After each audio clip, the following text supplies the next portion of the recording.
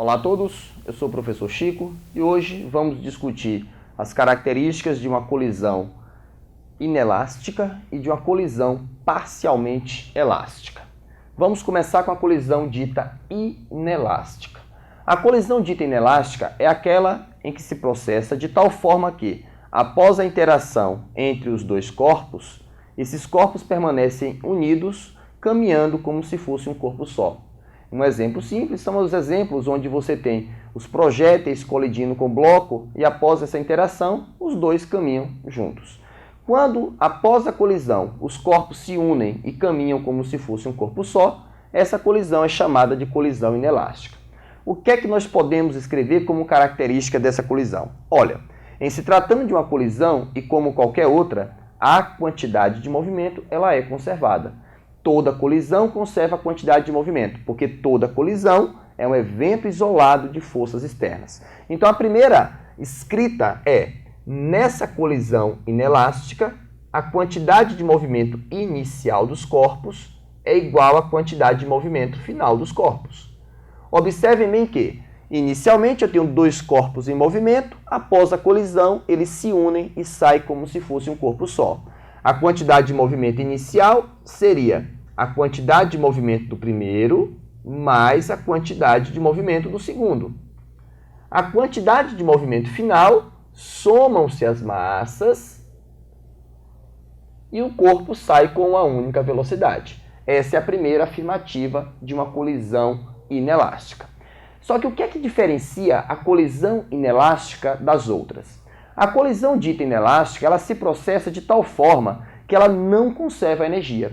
E, mais importante que isso, é importante você saber que é o tipo de colisão onde a quantidade de energia perdida, dissipada, é a máxima. É o tipo de colisão que se perde mais energia.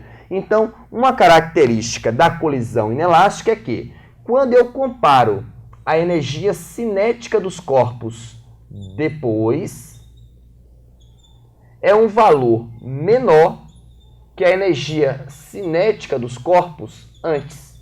É um tipo de colisão onde eu estou dissipando energia e, o mais importante, a quantidade de energia dissipada, perdida, é a máxima. Como é que eu posso diferenciar a colisão inelástica da colisão parcialmente elástica? Visualmente, a diferença está no fato em que, após a colisão, os corpos se separam, quanto na colisão inelástica, após a colisão, os corpos se unem. Mas, independente desse aspecto, a quantidade de movimento continua conservando. Toda colisão conserva a quantidade de movimento. Então, na colisão parcialmente elástica, eu começo escrevendo que a quantidade de movimento dos corpos inicial é igual à quantidade de movimento dos corpos final, antes igual a depois. Isso significa que, se meu problema for esse, a quantidade de movimento antes é do primeiro corpo mais do segundo corpo. A quantidade de movimento depois é a do primeiro corpo mais a do segundo corpo. Mas o que é que diferencia a colisão parcialmente elástica da inelástica numericamente, analiticamente? Olha, assim como a colisão inelástica, a colisão parcialmente elástica ela também não conserva energia.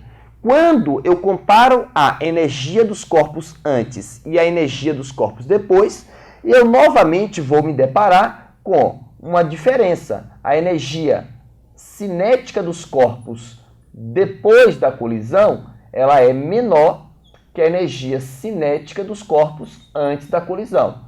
Mas, e a diferença? A diferença está no fato que aqui a variação de energia é máxima, ao passo que aqui, quando comparada com essa, se perde não tanto.